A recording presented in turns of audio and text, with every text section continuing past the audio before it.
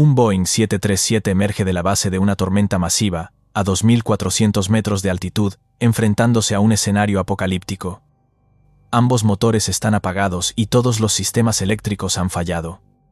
No hay instrumentos, la radio está inoperativa, no hay luces, y los controles de vuelo apenas responden a las órdenes de los pilotos. El avión se encuentra planeando hacia el suelo en un silencio absoluto, sin ninguna posibilidad de contactar con el mundo exterior. El comandante mira desesperadamente a través del parabrisas buscando cualquier lugar donde poder posar el avión, y, a través de la cortina de lluvia, distingue algo. Un río serpenteante y estrecho, flanqueado por puentes a ambos lados separados por apenas 1.500 metros. Es la única opción que tienen, por lo que no hay tiempo para pensar ni para dudar. Agarrando los controles manuales, careciendo de flaps, y con el tren de aterrizaje retraído, el capitán apunta el morro del Boeing 737 hacia ese corredor de agua. Esta es la historia del vuelo 421 de Garuda, Indonesia, un vuelo donde la naturaleza demostró su fuerza más brutal, donde la tecnología falló en el momento más crítico, y donde la habilidad humana marcó la diferencia entre la vida y la muerte. Todo comenzó el 16 de enero de 2002, en el aeropuerto de Selaparang, en Mataram, Indonesia. El vuelo 421 de Garuda, Indonesia, era un servicio doméstico regular que cubría aproximadamente los 625 kilómetros que separan Ampenan, en la isla de Lombok, hasta Yogyakarta, en la isla de Java. Se trataba de una ruta cotidiana para la aerolínea de bandera indonesia, operada ese día por un Boeing 737 con matrícula PKG-WA. El avión era relativamente joven para los estándares de la industria, pues había sido fabricado en 1988 y entregado a Garuda, Indonesia en 1989, convirtiéndose en el primer Boeing 737 de la flota de la aerolínea. Acumulaba 13 años de servicio sin incidentes mayores, presentando un historial impecable. A bordo ese día viajaban 60 personas, 2 pilotos, 4 auxiliares de vuelo y 54 pasajeros.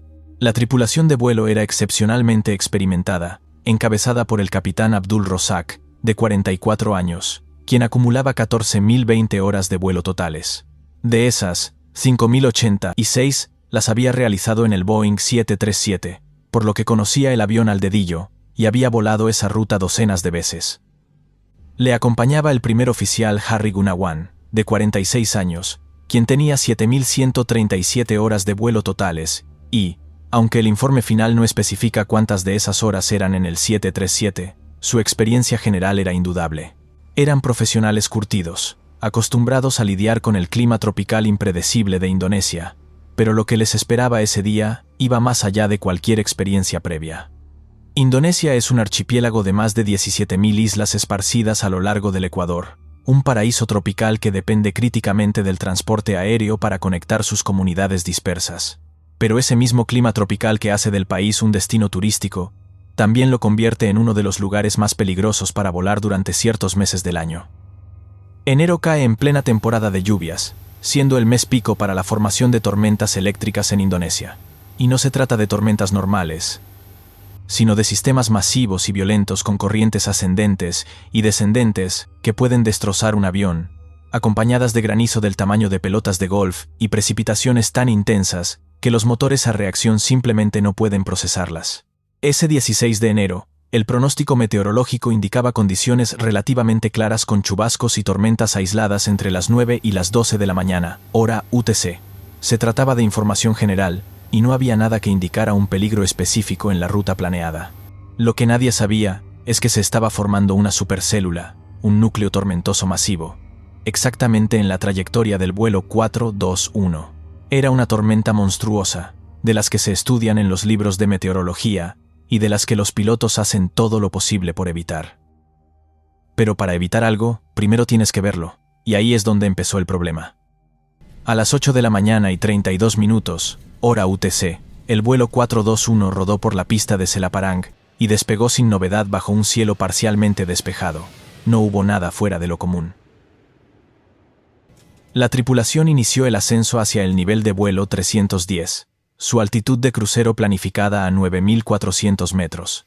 El ascenso fue completamente rutinario, mientras el control de tránsito aéreo los iba transfiriendo de Bali Radar a Bali Centro, y finalmente a Bali Oeste, asignándoles el código de transpondedor 4630, todo según el protocolo. A las 8:46, 14 minutos después del despegue, alcanzaron el nivel de vuelo 310 en crucero estable, con los motores CFM56 ronroneando suavemente y los sistemas funcionando perfectamente, mientras los pasajeros se acomodaban para el vuelo de 1 hora. Fue entonces cuando el capitán Roszak comenzó a observar las formaciones nubosas en su radar meteorológico. Lo que vio fueron 2 células de color rojo intenso, con un espacio entre ellas. En la pantalla del radar, aquello parecía un corredor, un camino seguro entre 2 tormentas que les ofrecía una oportunidad de atravesar el sistema sin desviarse demasiado de la ruta. Pero lo que el capitán estaba viendo era una ilusión, una trampa mortal creada por las limitaciones de la tecnología del radar. Para entender lo que ocurrió, necesitamos comprender cómo funciona un radar meteorológico. El sistema envía pulsos electromagnéticos que rebotan en las gotas de agua y los cristales de hielo suspendidos en la atmósfera.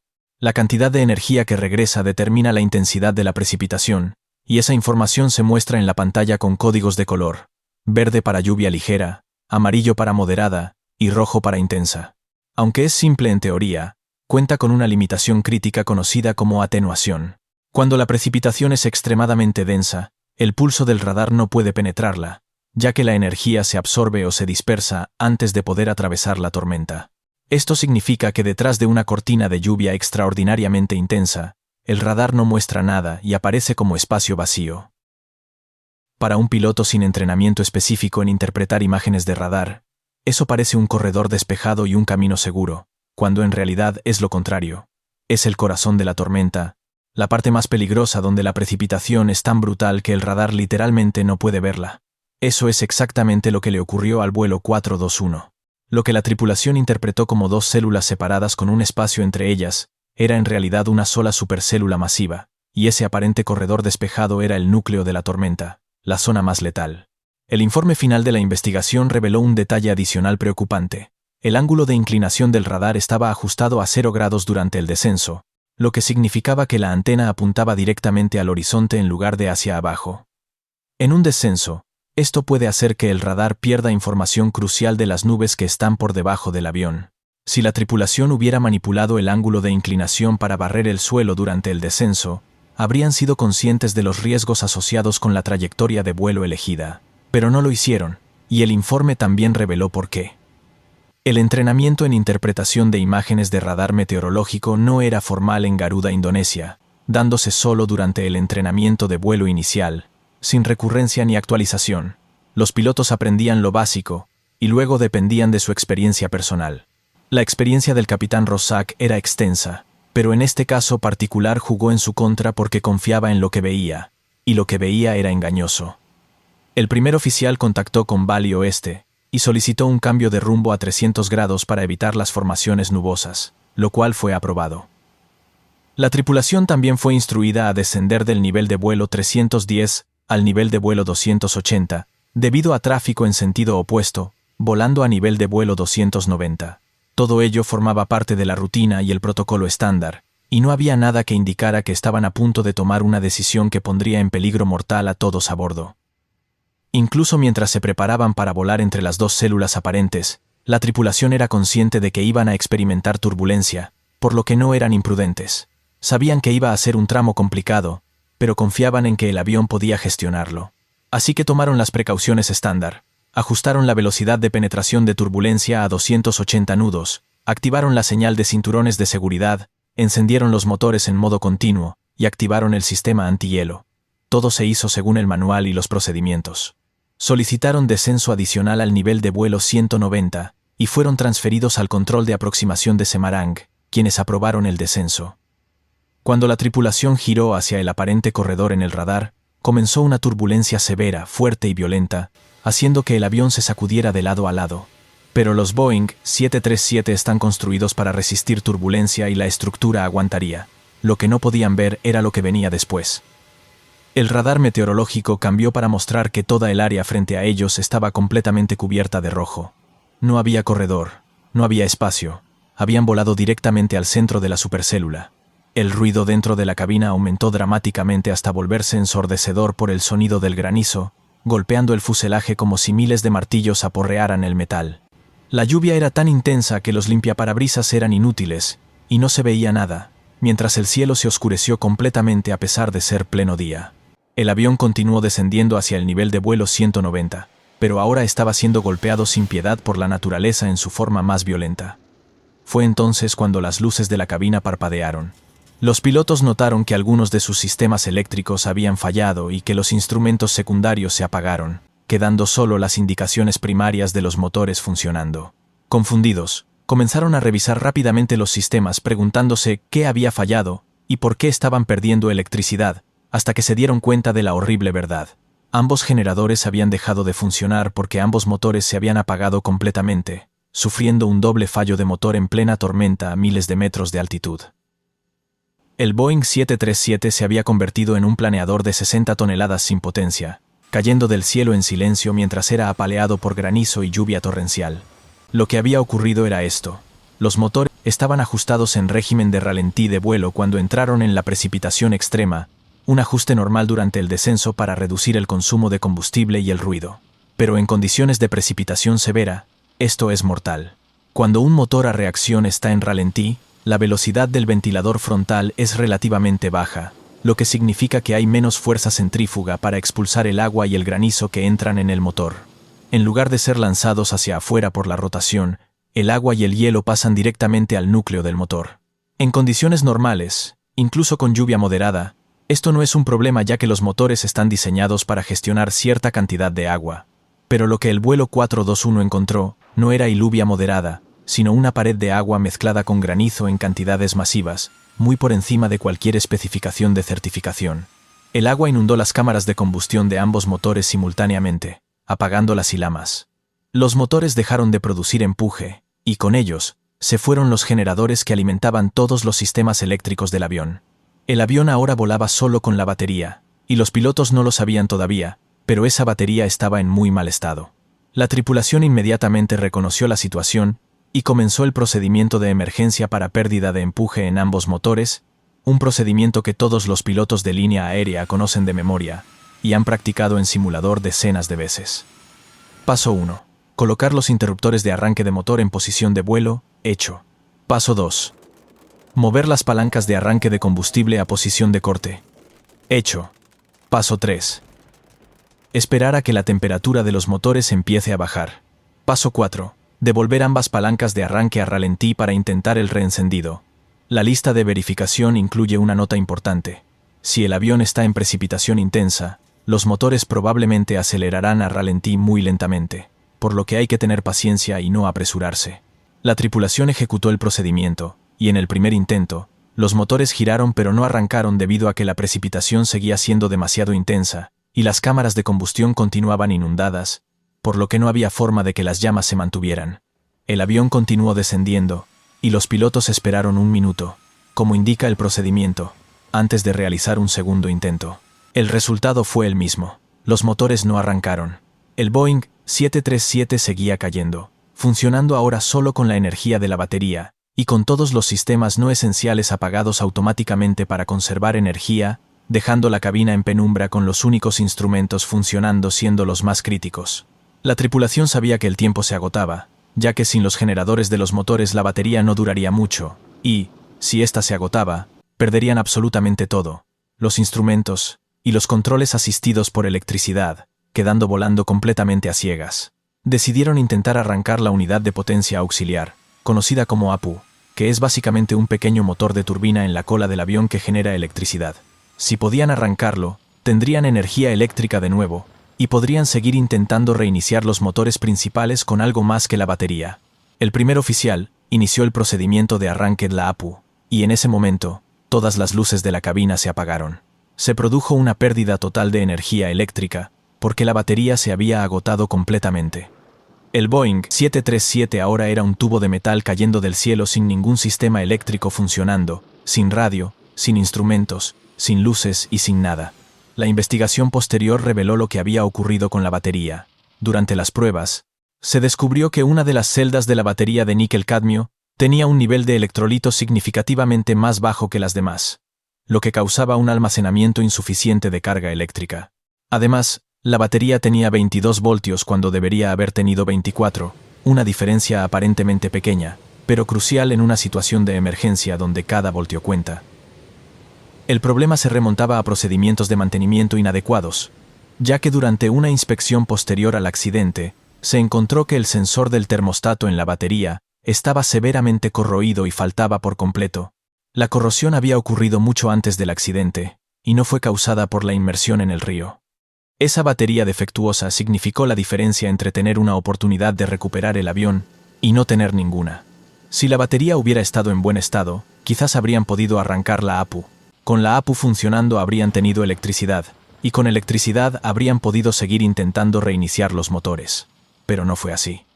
La batería falló en el peor momento posible, y ahora los pilotos tenían que volar un Boeing 737 sin ningún instrumento, sin ninguna ayuda electrónica y con controles manuales sin asistencia hidráulica, mientras seguían cayendo a través de una tormenta. El primer oficial intentó transmitir una llamada de Mayday, pero sin electricidad la radio estaba muerta. Nadie en tierra sabía lo que estaba ocurriendo, y, para el control de tráfico aéreo, el vuelo 421 simplemente había desaparecido del radar. El avión continuó su descenso pasando los 2.400 metros, 1.800, 1.500. La tormenta seguía sacudiendo el fuselaje y la lluvia seguía golpeando, impidiendo que los pilotos vieran nada a través de los parabrisas. Y entonces, a aproximadamente 2.400 metros de altitud, el avión emergió de la base de la nube. La visibilidad mejoró dramáticamente, y ya no estaban dentro de la tormenta, habían caído por debajo de ella y podían ver el suelo. Pero eso presentaba un nuevo problema. ¿Dónde diablos estaban? Sin instrumentos de navegación, sin referencias y sin radio para preguntar, no tenían idea de su posición exacta. Solo sabían que estaban en algún lugar de Java descendiendo rápidamente y que necesitaban encontrar un lugar donde aterrizar inmediatamente. El capitán Rosack miró frenéticamente por la ventana, pero solo veía campos de cultivo, casas y árboles, nada donde pudiera posar un Boeing 737 de forma segura, ya que la campiña de Java Central es densamente poblada y no hay grandes extensiones de terreno despejado.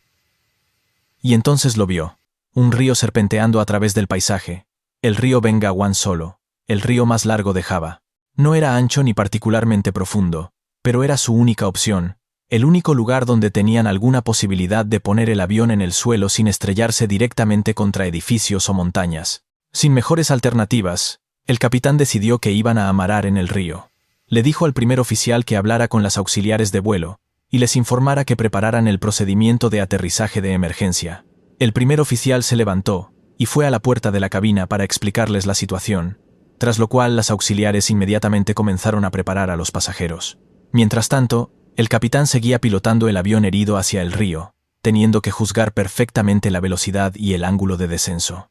Si iba demasiado rápido, el impacto destrozaría el avión, y si iba demasiado lento, se desplomarían antes de llegar al río.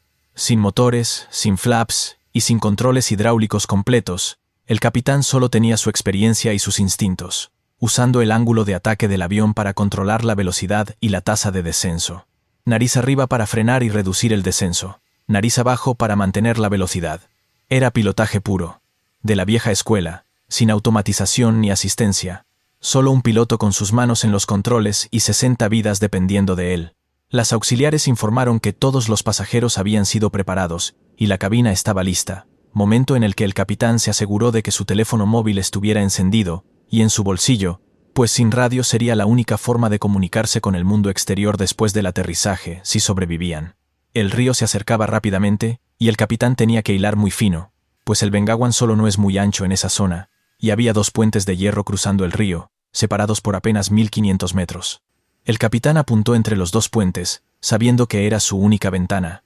Si se quedaba corto, impactarían contra el primer puente, y si pasaban de largo, chocarían contra el segundo, por lo que tenía que clavar el amaraje en ese estrecho corredor. Sin instrumentos, calculó todo visualmente. Velocidad, ángulo y distancia, todo a ojo y basándose en años de experiencia y un profundo conocimiento de cómo se comporta un 737. Decidió mantener el tren de aterrizaje retraído, ya que sacar el tren en un amaraje es casi siempre fatal porque las ruedas se enganchan en el agua y voltean el avión instantáneamente, por lo que era mejor aterrizar sobre el vientre. También decidió no extender los flaps, pues sin electricidad habría sido muy difícil desplegarlos manualmente, y francamente, Sin motores necesitaba toda la velocidad que pudiera mantener para tener control. El río llenaba ahora todo el parabrisas, y faltaban segundos para el impacto. El capitán tiró suavemente del mando, levantando el morro en configuración de nariz arriba, pues quería que la cola tocara primero para absorber parte del impacto con la parte trasera del fuselaje antes de que el vientre hiciera contacto completo. El Boeing 737 tocó el agua con la cola baja y el morro alto, produciendo un impacto brutal y un sonido ensordecedor mientras el fuselaje entero se sacudía violentamente. La cola golpeó el lecho rocoso del río poco profundo, y el impacto arrancó secciones enteras de la parte trasera del avión, haciendo desaparecer los baños traseros y desgarrando parte del suelo de la cabina.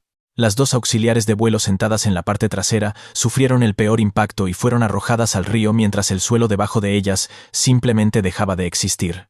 El avión continuó deslizándose hacia adelante sobre su vientre. El motor derecho se arrancó completamente, y el motor izquierdo se desprendió parcialmente, mientras el agua levantaba enormes cortinas a ambos lados.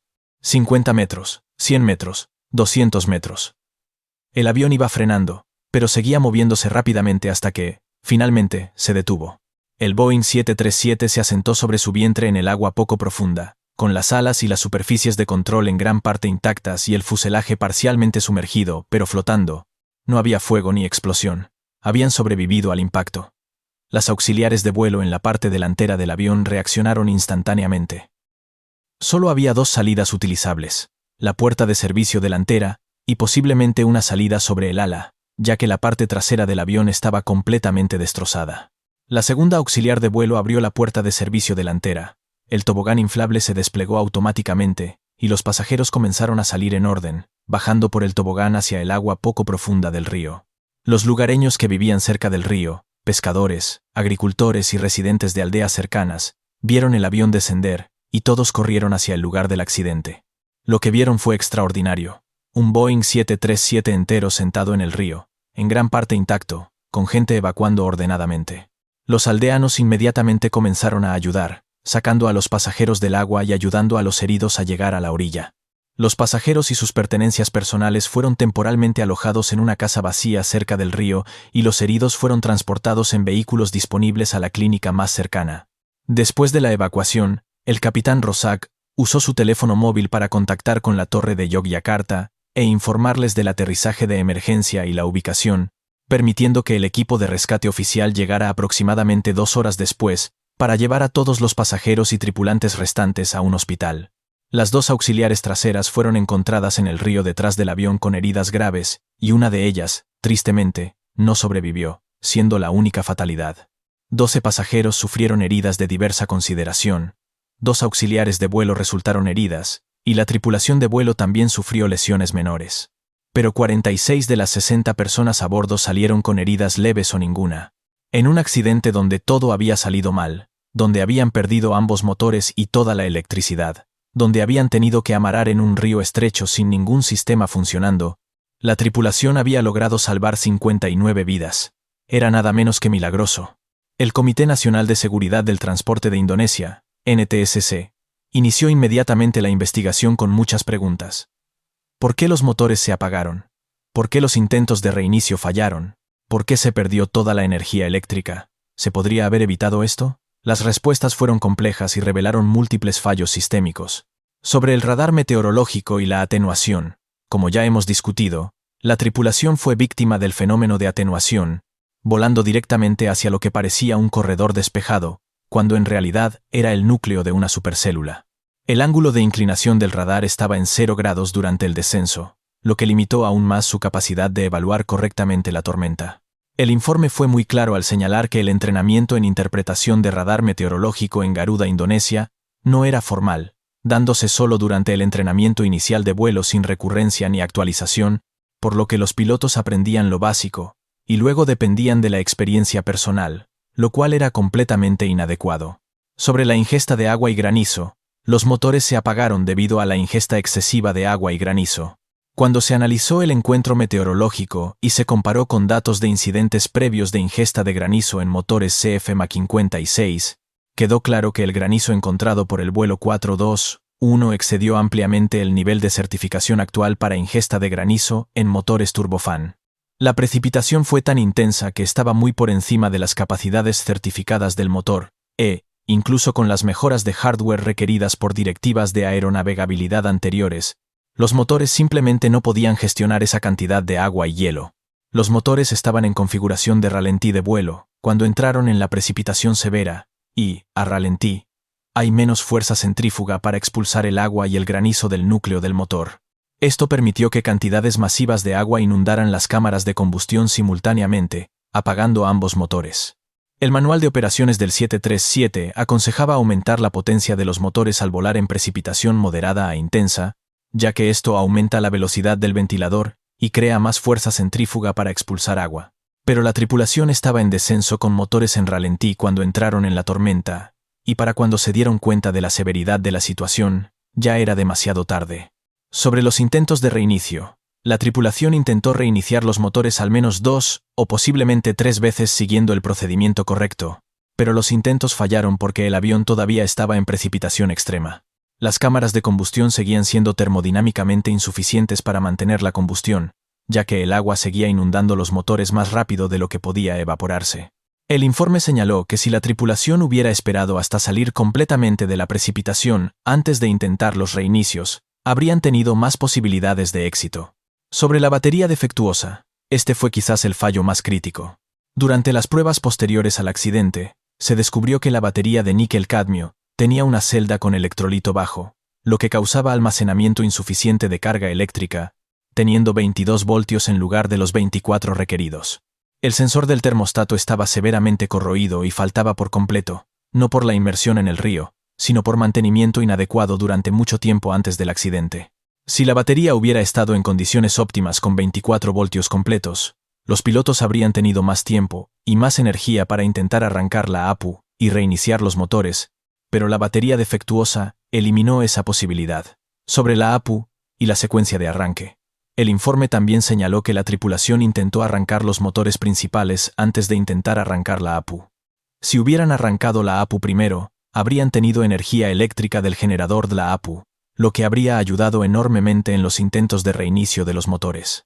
Sin embargo, esto es fácil de decir en retrospectiva, pues en el calor del momento, con el avión cayendo del cielo, la tripulación siguió el procedimiento estándar de emergencia que habían aprendido. Intentar reiniciar los motores primero es instintivo, y está en la lista de verificación. Pensar en arrancar la APU primero requiere un nivel de análisis que es difícil cuando tienes segundos para tomar decisiones. Sobre la información meteorológica, el informe criticó duramente la falta de información meteorológica significativa proporcionada a la tripulación, ya que no se les informó sobre la supercélula en su ruta, y no había sistema de radar meteorológico en tierra que pudiera alertar a los pilotos sobre condiciones peligrosas en tiempo real. Indonesia tenía, y sigue teniendo, una de las tasas más altas de actividad de tormentas del mundo, siendo enero el mes pico, y sin embargo la diseminación de información meteorológica a las tripulaciones en vuelo era inadecuada.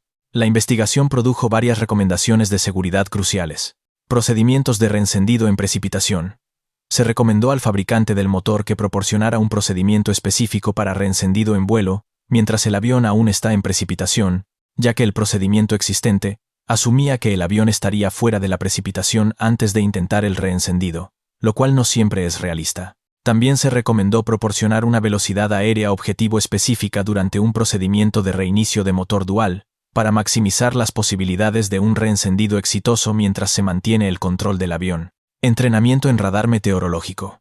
Se recomendó crear un paquete de entrenamiento formal y recurrente para entrenar a las tripulaciones en comprender el sistema de radar meteorológico con mucho más detalle, específicamente sobre el fenómeno de atenuación y cómo reconocerlo. Los pilotos necesitan entender que un área clara en el radar entre dos células rojas intensas puede ser en realidad la parte más peligrosa de la tormenta. Necesitan saber cómo ajustar el ángulo de inclinación del radar durante diferentes fases del vuelo, y necesitan reconocer los patrones que indican una supercélula. Este entrenamiento debería ser recurrente, no solo durante el entrenamiento inicial, y las técnicas de interpretación de radar deben practicarse regularmente en simulador. Diseminación de información meteorológica. Se recomendó que la información meteorológica significativa se pasara a las tripulaciones mientras están en ruta. Si el control de tráfico aéreo o los meteorólogos en tierra detectan una tormenta severa en la ruta de un vuelo, deben informar inmediatamente a la tripulación. También se recomendó considerar la provisión de radares meteorológicos basados en tierra, pues estos sistemas pueden detectar tormentas con mucha más precisión que los radares de a bordo, y la información podría transmitirse a las tripulaciones en tiempo real, dándoles una imagen mucho más clara de lo que les espera. Mantenimiento de baterías. Se recomendaron inspecciones más rigurosas de las baterías de las aeronaves, ya que la batería defectuosa del vuelo 421 había estado en mal estado durante mucho tiempo sin ser detectada, por lo que los procedimientos de prueba y mantenimiento necesitaban mejorarse. Procedimientos de potencia de motor en precipitación. Se enfatizó la importancia de aumentar la potencia del motor al entrar en precipitación moderada a intensa, lo cual debería enfatizarse más en el entrenamiento de pilotos. Volar con motores en ralentí, a través de precipitación intensa, aumenta dramáticamente el riesgo de ingesta de agua y apagado del motor, por lo que los pilotos deben ser entrenados para reconocer este peligro y aumentar proactivamente la potencia del motor incluso si están en descenso. Más allá de los fallos técnicos y sistémicos, el vuelo 421 también es un estudio fascinante de toma de decisiones humanas bajo presión extrema. El capitán Rosak y su primer oficial se encontraron en una situación que ningún piloto quiere experimentar: pérdida total de potencia y pérdida total de sistemas eléctricos, cayendo a través de una tormenta severa sin instrumentos, sin comunicaciones y sin ninguna forma de saber exactamente dónde estaban. En esa situación, muchos pilotos entrarían en pánico, se congelarían o cometerían errores fatales. Pero el capitán Rosak no hizo nada de eso. Mantuvo la calma, siguió volando el avión y cuando emergieron de la tormenta y vio el río, inmediatamente reconoció que era su mejor opción. No perdió tiempo dudando. Tomó la decisión y la ejecutó. El amaraje fue extraordinariamente preciso al colocar un Boeing 737 en un río estrecho entre dos puentes, sin instrumentos, sin motores, sin flaps y con controles manuales apenas funcionales, lo cual es una hazaña de pilotaje que muy pocos podrían lograr. El capitán juzgó perfectamente la velocidad, el ángulo de descenso y el punto de contacto. Mantuvo el control hasta el último segundo. Tocó el agua en la actitud correcta y absorbió el impacto de la manera menos dañina posible. El resultado fueron 59 supervivientes de 60 personas a bordo en un accidente donde todo había salido mal. Eso no es suerte, eso es habilidad y experiencia. Eso es lo que separa a un piloto competente de un piloto excepcional. El informe de investigación fue muy claro en reconocer esto, citando textualmente: la decisión del capitán de amarar en el río y su ejecución de la maniobra fueron factores críticos en minimizar las pérdidas de vida. Demostró un juicio excepcional bajo circunstancias extremadamente difíciles. También es importante reconocer el papel de las auxiliares de vuelo.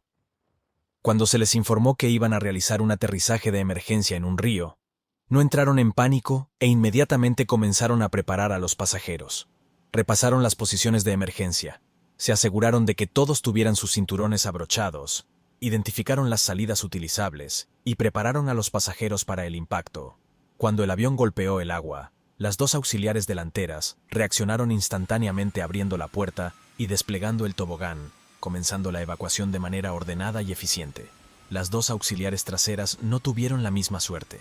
Cuando la cola del avión impactó el lecho rocoso del río, el suelo debajo de ellas simplemente desapareció, y fueron arrojadas al río a través del fuselaje destrozado. Una de ellas, Santi, no sobrevivió. Fue encontrada en el río detrás del avión, mientras que la otra, gravemente herida, fue rescatada por los lugareños. Santi murió haciendo su trabajo, protegiendo a los pasajeros y preparándolos para la emergencia. Su sacrificio no debe olvidarse. Las auxiliares de vuelo son a menudo subestimadas y se les ve como personal de servicio, pero en emergencias son profesionales de seguridad altamente entrenados. Y en el vuelo 421 demostraron exactamente eso. Uno de los aspectos más conmovedores de este accidente fue la respuesta de la comunidad local. Cuando el Boeing 737 apareció del cielo y se posó en el río Bengawan solo, los aldeanos no huyeron, sino que corrieron hacia el avión para ayudar. Pescadores que estaban en el río, agricultores que trabajaban en campos cercanos y residentes de aldeas a lo largo de la orilla dejaron lo que estaban haciendo y fueron a ayudar. Ayudaron a los pasajeros a salir del agua poco profunda, ayudaron a los heridos a llegar a la orilla, proporcionaron refugio temporal en una casa vacía, compartieron mantas y ropa seca, y ofrecieron agua y comida. No tenían entrenamiento en rescate ni equipo especializado, solo tenían su humanidad y su voluntad de ayudar. En un mundo donde a menudo escuchamos sobre lo peor de la naturaleza humana, el vuelo 421 nos mostró lo mejor. Extraños arriesgando su propia seguridad para ayudar a otros en necesidad, sin esperar nada a cambio, simplemente porque era lo correcto. Los sobrevivientes del vuelo 421 han expresado repetidamente su gratitud hacia los aldeanos que los rescataron, y muchos dijeron que sin esa ayuda inmediata las lesiones y la hipotermia podrían haber cobrado más vidas. El vuelo 421 de Garuda, Indonesia, nos enseña varias lecciones importantes. La tecnología tiene limitaciones. El radar meteorológico es una herramienta extraordinaria, pero tiene limitaciones y la atenuación es real, por lo que los pilotos necesitan entrenamiento profundo para interpretar correctamente lo que ven en la pantalla y no pueden confiar ciegamente en la tecnología. El mantenimiento es crítico. Una batería defectuosa casi convierte un incidente sobrevivible en una catástrofe total, por lo que los procedimientos de mantenimiento deben seguirse rigurosamente. Las inspecciones deben ser exhaustivas y los componentes críticos deben verificarse regularmente. La información meteorológica salva vidas. Si la tripulación hubiera sido informada sobre la supercélula en su ruta, habrían tomado una decisión diferente y habrían rodeado la tormenta en lugar de intentar atravesarla, por lo que la diseminación proactiva de información meteorológica es esencial. El juicio humano es irreemplazable. Toda la automatización del mundo no puede reemplazar el juicio de un piloto experimentado. Cuando todos los sistemas fallaron, cuando no había instrumentos y cuando parecía que no había salida, el capitán Rosak usó su experiencia, su habilidad y su juicio para encontrar una solución. Encontró el río, juzgó la aproximación y ejecutó el amaraje salvando 59 vidas, algo que ninguna computadora podría haber hecho. La preparación para emergencias funciona, las auxiliares de vuelo estaban entrenadas, los pasajeros fueron preparados y la evacuación fue ordenada, demostrando que el entrenamiento de emergencia, que a veces parece tedioso o innecesario, demuestra su valor en situaciones como esta. La comunidad importa. El rescate por parte de los lugareños salvó vidas y su respuesta inmediata y desinteresada hizo la diferencia, recordándonos que en emergencias todos tenemos un papel que jugar. El vuelo 421 de Garuda, Indonesia, se ha convertido en un caso de estudio en escuelas de aviación de todo el mundo. Se enseña en cursos de meteorología aeronáutica, en cursos de gestión de recursos de cabina y en cursos de toma de decisiones en emergencias. El amaraje exitoso en el río Bengawan solo es considerado uno de los mejores ejemplos de pilotaje bajo presión extrema en la historia de la aviación comercial, y se compara con casos como el vuelo 1549 de US Airways, que ameró en el río Hudson en Nueva York en 2009. Las recomendaciones de seguridad que surgieron de la investigación han sido implementadas no solo por Garuda, Indonesia, sino por aerolíneas de todo el mundo. El entrenamiento en interpretación de radar meteorológico ha mejorado significativamente. Los procedimientos de reencendido de motor se han refinado y la diseminación de información meteorológica es ahora mucho más proactiva. El capitán Abdul Rosak recibió múltiples reconocimientos por su manejo de la emergencia, aunque él siempre ha insistido en que simplemente hizo su trabajo y que cualquier piloto habría hecho lo mismo. Pero no es cierto. No cualquier piloto habría podido hacer lo que él hizo ese día, pues requirió una combinación extraordinaria de habilidad técnica, juicio bajo presión, conocimiento profundo del avión y, francamente, un poco de suerte. Santi, la auxiliar de vuelo que perdió su vida, es recordada en Garuda, Indonesia. Su sacrificio es un recordatorio de que la aviación, por segura que sea, siempre conlleva riesgos, y que hay profesionales que están dispuestos a asumir esos riesgos para mantener a otros seguros. El 16 de enero de 2002 comenzó como un día normal para 60 personas. Iban a tomar un vuelo doméstico de 1 hora. Pero la naturaleza tenía otros planes. Una supercélula se formó en su camino, los motores se apagaron, los sistemas fallaron y el avión cayó del cielo. Y entonces ocurrió algo extraordinario. Un capitán con 14.000 horas de experiencia tomó el control de un avión moribundo y lo guió hacia la salvación sin instrumentos, sin motores, y sin nada más que sus manos, su experiencia y su determinación de salvar vidas. Encontró un río, juzgó la aproximación a ojo y amarró el avión con precisión quirúrgica, y cuando el avión se detuvo en el agua poco profunda del Bengawan, 59 de las 60 personas a bordo estaban vivas. Eso es lo que hace a la aviación tan fascinante. Es una industria construida sobre procedimientos, listas de verificación, automatización y tecnología, pero al final, cuando todo falla, cuando no hay ordenadores que ayuden y cuando los sistemas están muertos, todavía se reduce a un ser humano tomando decisiones. Y ese día, ese ser humano tomó todas las decisiones correctas. El vuelo 421 de Garuda, Indonesia, nos enseña que la aviación es increíblemente segura gracias a capas y capas de redundancia. entrenamiento y tecnología, pero también nos recuerda que cuando todas esas capas fallan, todavía necesitamos pilotos excepcionales.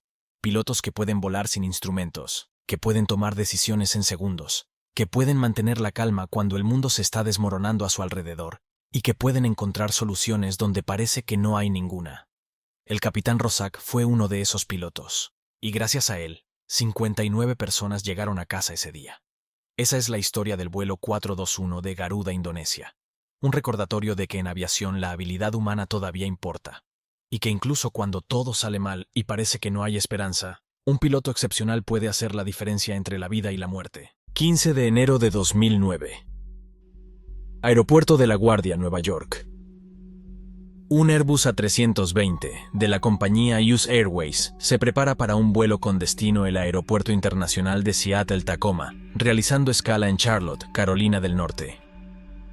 A las 3 de la tarde hora local, los 150 pasajeros y los 5 miembros de la tripulación subían a bordo del Airbus A320 situado en la puerta de embarque.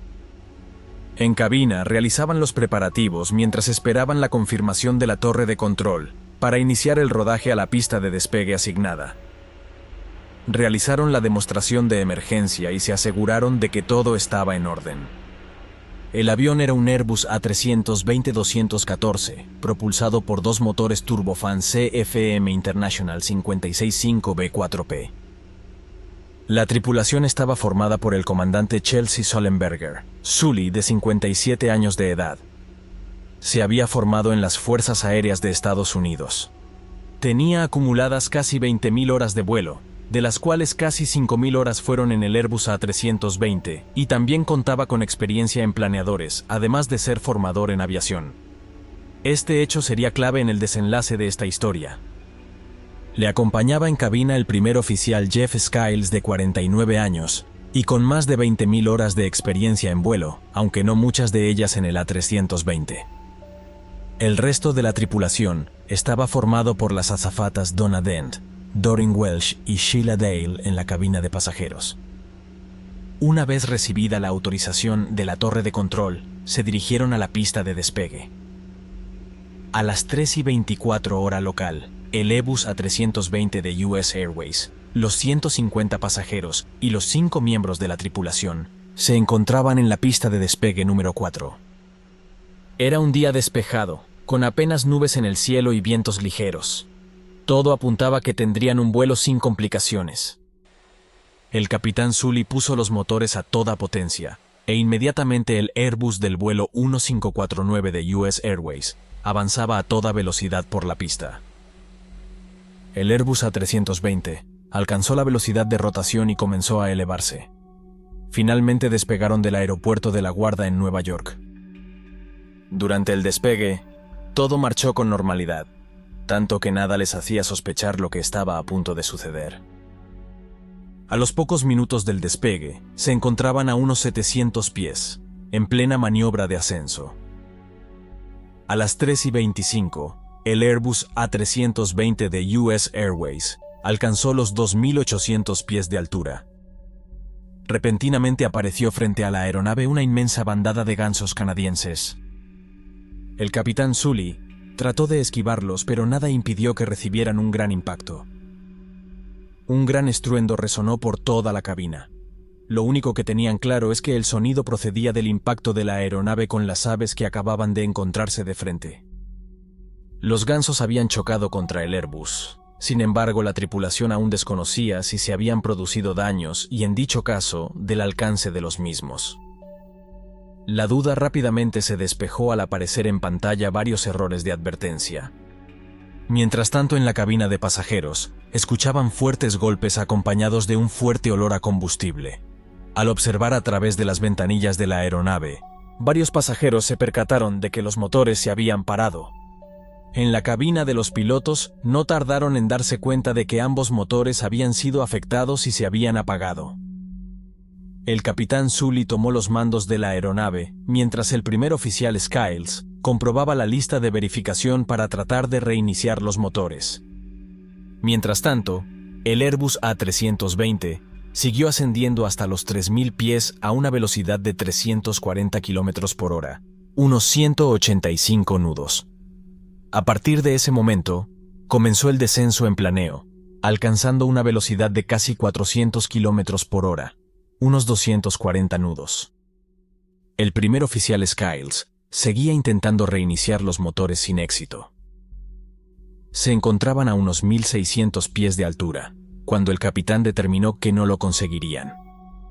En ese momento se puso en contacto con la torre de control del tráfico aéreo. Cactus 1549, turn left heading 270. This is Cactus 1539. Hit birds. We've lost thrust on both engines, returning back towards LaGuardia. Okay, you need to return to LaGuardia. Turn left heading up 220. 220. Tower, stop your departures. Got emergency returning. Who is it? 1529. He bird strike. He lost all engine. He lost the thrust in the engines. He's returning immediately. Cactus 1529. Which engines? He lost thrust in both engines, he said. Got it. Cactus 1529. If we can get it for you, do you want to try to land 1013? We're unable. We may end up in the Hudson. All right, Cactus 1549. It's going to be left traffic to runway 31. Unable. Okay, what do you need to land?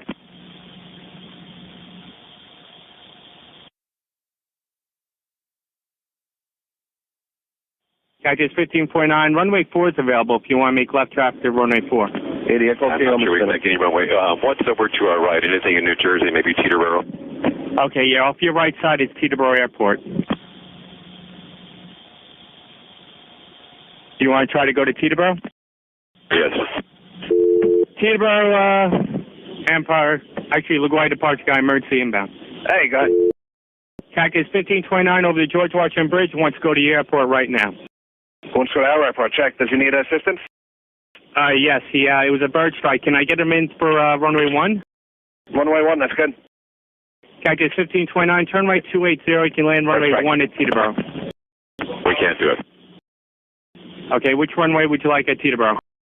We're going to be in the Hudson.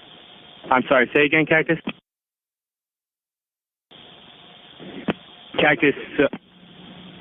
Cactus 1549, radar contact is lost. You also got Newark Airport up at 2 o'clock in about 7 miles.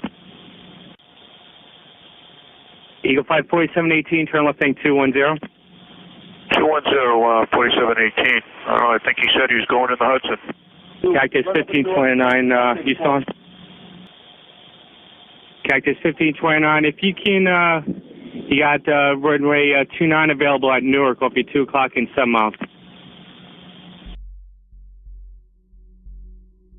Mientras tanto, en cabina, luchaban por hacerse con los controles de la aeronave, pero los motores no respondían. El capitán Chelsea Sullenberger, Sully, y el primer oficial Jeffrey Skill mantuvieron la calma y actuaron como dos auténticos profesionales. Evaluaron los daños, revisaron las listas de comprobación y trataron de reiniciar los motores sin éxito. Al no conseguirlo, declararon la emergencia a la torre de control para intentar regresar el aeropuerto. Pero no tardaron en darse cuenta de que esta maniobra era inviable en las condiciones que se encontraba la aeronave. Pasaron sobrevolando a tan solo 270 metros de altura el puente George Washington. Aunque inicialmente el capitán confirmó al control aéreo que aterrizarían en el aeropuerto de Teterboro, se dieron cuenta de que sería imposible, y además el riesgo aumentaría en tierra. Sin embargo, la segunda opción que se planteaban, el amerizaje en el río, no estaba exenta de peligro. Al contrario, se trataba de una operación de alto riesgo, ya que el impacto contra el agua podía ser de tal magnitud que ocasionase grandes daños, e incluso podría darse el peor de los finales. Además, en caso de que consiguieran amerizar, también estaba el riesgo de que el agua entrase dentro de la aeronave, lo cual dificultaría la visualización de las salidas de emergencia y la apertura de las puertas para poder evacuar a tiempo. Pero aunque lo consiguieran, y en el hipotético caso de que el agua no inundase la aeronave, la evacuación debía llevarse de una manera muy estructurada y realizarse en un tiempo récord, ya que en algún momento el agua podría entrar y terminar hundiendo el avión. El capitán Sullenberger en ese momento informó a la tripulación en la cabina de pasajeros que se preparasen para el impacto. A pesar de los riesgos, había decidido intentar amerizar en el río Hudson, ya que intentar aterrizar en tierra solamente incrementaba el peligro, tanto para los pasajeros como para las personas en tierra. Las azafatas prepararon la cabina e informaron a los pasajeros del inminente impacto. Pero los pasajeros no habían prestado atención a la demostración de emergencia, llevada a cabo minutos antes del despegue, por lo que muchos pasajeros no sabían cómo actuar en dicha situación inesperada.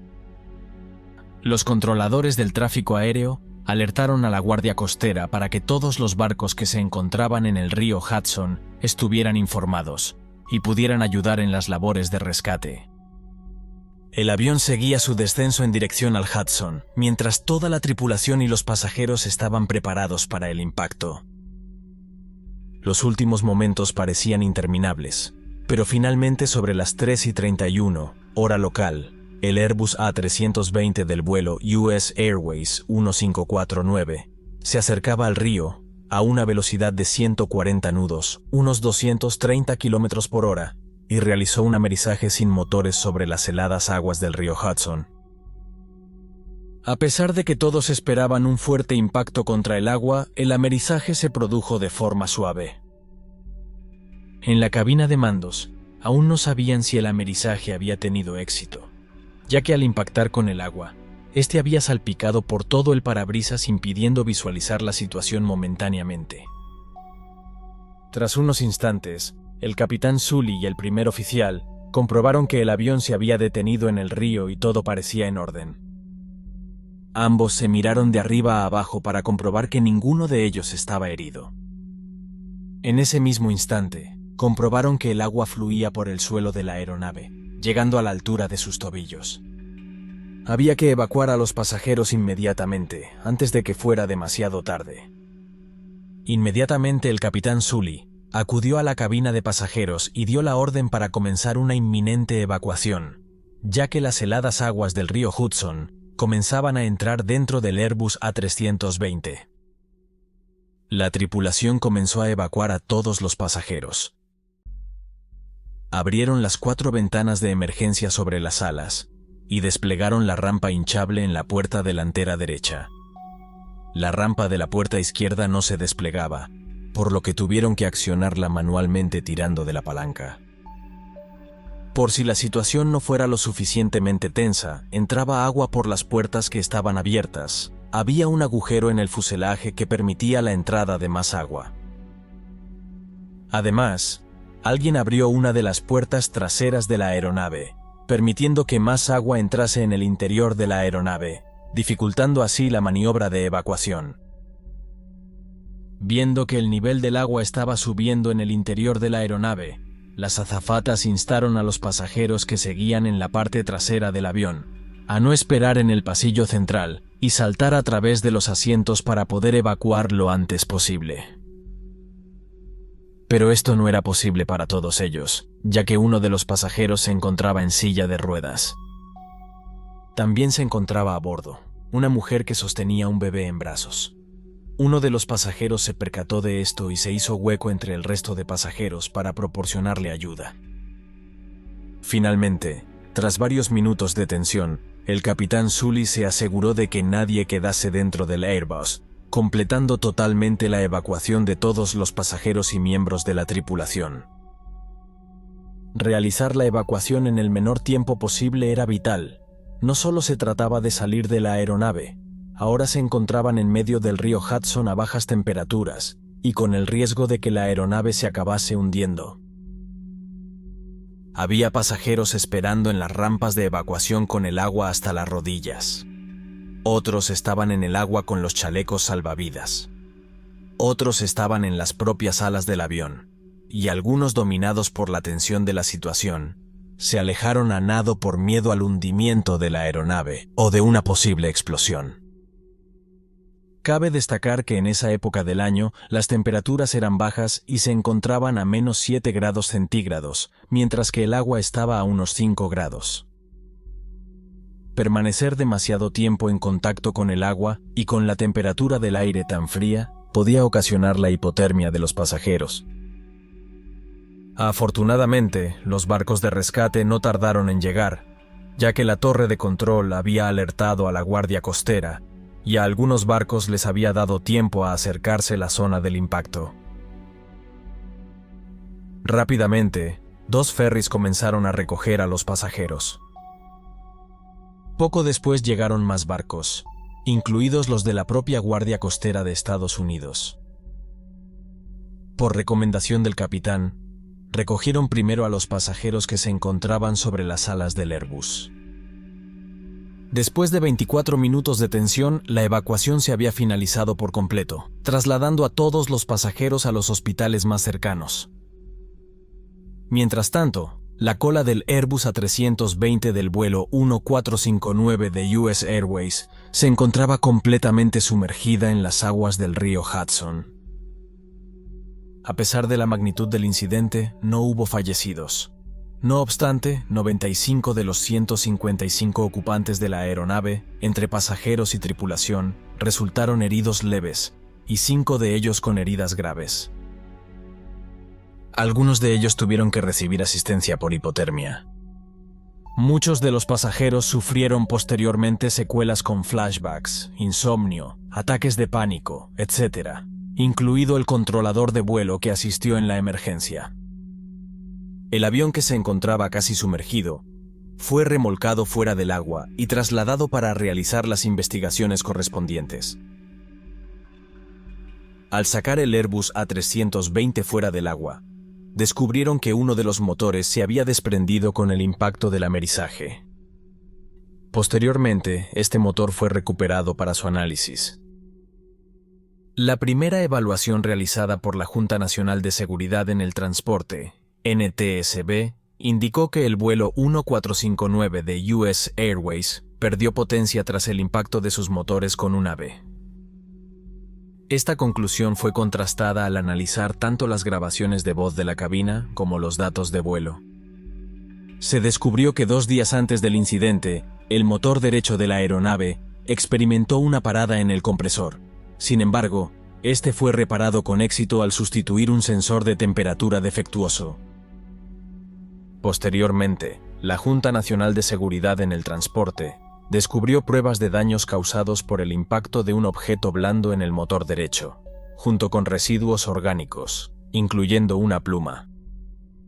El motor izquierdo también presentaba impactos de objetos blandos, con abolladuras tanto en el rotor como en el borde de entrada de la cubierta del motor.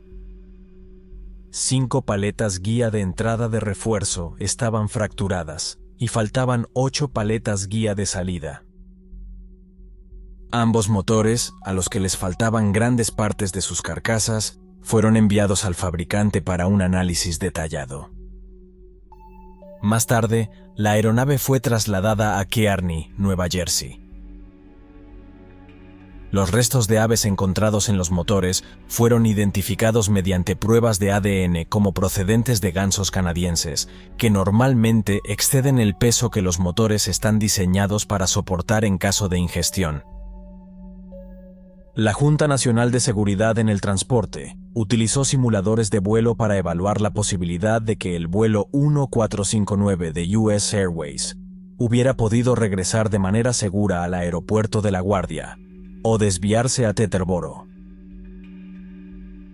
Es importante destacar que el informe de la NTSB consideró estas simulaciones como poco realistas, ya que el giro inmediato realizado por los pilotos durante las simulaciones no reflejaba ni tenía en cuenta el retraso de tiempo necesario para reconocer los impactos de las aves y decidir las acciones a seguir.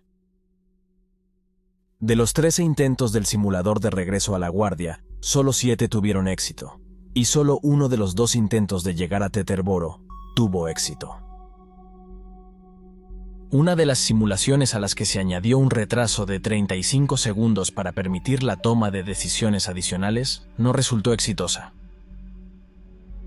Durante su testimonio ante la NTSB, el capitán Sullenberger afirmó que no había tiempo suficiente para llevar la aeronave hacia ningún aeropuerto y que, de haberlo intentado, probablemente habría puesto en peligro tanto a los pasajeros a bordo como a muchas personas en tierra.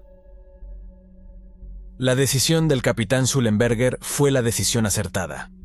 El trabajo en equipo y la buena toma de decisiones por parte de la tripulación fueron la clave del éxito final de este vuelo.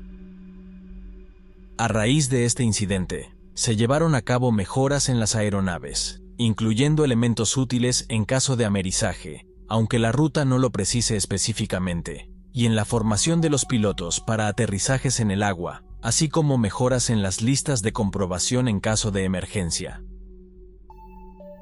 La tripulación del vuelo 1459 de US Airways fue condecorada y reconocida por el buen trabajo en este incidente. El milagro en el Hudson, nombre que recibió el incidente que involucró al vuelo 1549 de US Airways, representó un punto de inflexión crucial para la seguridad en la aviación. Este evento impulsó una exhaustiva revisión de protocolos, procedimientos y medidas preventivas, con el objetivo de reducir al mínimo el riesgo de colisiones con aves y sus posibles consecuencias. Aerolíneas y entidades reguladoras de todo el mundo incorporaron las lecciones aprendidas de este vuelo en sus programas de formación, procedimientos de emergencia y en el diseño de aeronaves, reforzando aún más la seguridad de los pasajeros.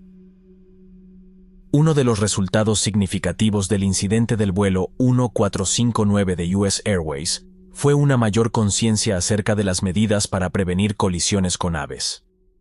Los aeropuertos comenzaron a implementar estrategias mejoradas de control de vida silvestre para reducir la presencia de aves y otros animales cerca de las pistas y rutas de vuelo. Se enfocaron en medidas de control, como la gestión del hábitat, la utilización de sistemas de radar para detectar aves y técnicas de espantapájaros, todas ellas adquiriendo una importancia renovada para disminuir el riesgo de incidentes similares. Estas acciones contribuyeron a mejorar la seguridad operativa en los aeropuertos y en las áreas cercanas a las pistas de aterrizaje. Después de una minuciosa investigación de varios meses, la Junta Nacional de Seguridad en el Transporte, NTSB, propuso varias recomendaciones con el objetivo de fortalecer la seguridad de las aeronaves. Estas sugerencias abarcaron mejoras en el diagnóstico de problemas en los motores durante el vuelo, la mejora de las sesiones informativas de seguridad antes del despegue, y la ampliación de la formación en simuladores para incluir escenarios que involucren fallos de motores a baja altitud. Estas medidas buscan elevar los estándares de seguridad y prevenir futuros incidentes. El incidente del vuelo 1459 de US Airways motivó a los fabricantes de aviones a revisar cómo podrían hacer que las estructuras y sistemas de las aeronaves fueran más resistentes a los impactos de aves. Investigadores e ingenieros trabajaron juntos para crear diseños de motores más robustos, utilizar materiales reforzados y desarrollar tecnologías innovadoras, con el propósito de hacer que las aeronaves sean capaces de resistir impactos de aves. Estos avances han fortalecido la capacidad de las aeronaves para enfrentar desafíos inesperados, ofreciendo así una mejora adicional en la seguridad de los pasajeros. La historia del vuelo 1459 de US Airways resaltó la importancia del entrenamiento para aterrizajes de emergencia en agua. Se llevaron a cabo revisiones exhaustivas en los programas de formación, con el objetivo de dotar a los pilotos y la tripulación de cabina con las habilidades necesarias para gestionar aterrizajes en el agua de manera efectiva. Se incorporaron simulaciones, escenarios y ejercicios prácticos en los planes de estudio de formación, asegurando así que los profesionales de la aviación estén bien preparados para responder de manera hábil a situaciones de emergencia relacionadas con el agua. La destacada actuación del capitán Sullenberger y el primer oficial Skiles resaltó la importancia crítica de la formación de los pilotos para manejar situaciones de emergencia.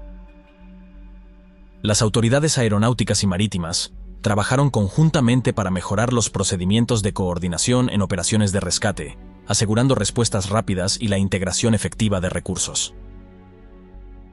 El incidente actuó como un impulsor para desarrollar protocolos de comunicación robustos y llevar a cabo ejercicios de formación conjunta. Esto garantiza una mayor eficacia en las acciones de rescate y una colaboración más fluida entre las entidades encargadas de la seguridad aérea y marítima. El capitán Sully y el primer oficial Skiles destacaron como héroes en el milagro en el Hudson.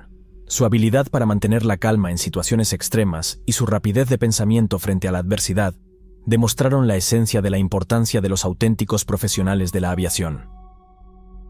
Las acciones del capitán Sully Sullenberger y del primer oficial Jeffrey Skiles no solo salvaron vidas, sino que también establecieron un estándar de excelencia en la habilidad de pilotar, ganando reconocimiento a nivel mundial.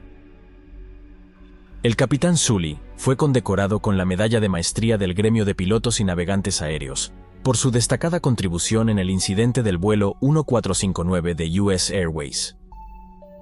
Después del exitoso rescate del Airbus A320 del río Hudson, y dado que a diferencia de la mayoría de las aeronaves involucradas en accidentes, la estructura no sufrió daños graves. Tras finalizar la investigación, el American International Group decidió donarlo al Museo de Aviación de las Carolinas.